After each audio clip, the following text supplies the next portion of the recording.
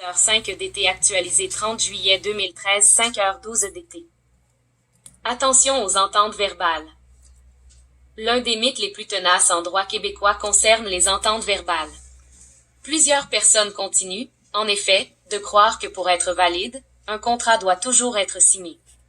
Or, c'est faux. Parfois, un simple accord verbal suffit. Mais dire « oui » à la légère pourrait vous attirer des ennuis. Reynaldo Marquet, avocat en immigration. Shutterstock. Tout business poeple checking.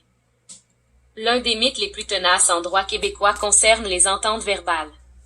Plusieurs personnes continuent, en effet, de croire que pour être valide, un contrat doit toujours être signé. Or, c'est faux. Parfois, un simple accord verbal suffit. Mais dire « oui » à la légère pourrait vous attirer des ennuis. En général, un contrat verbal est aussi valable qu'un contrat écrit, et il engage les parties de la même façon. Pourquoi?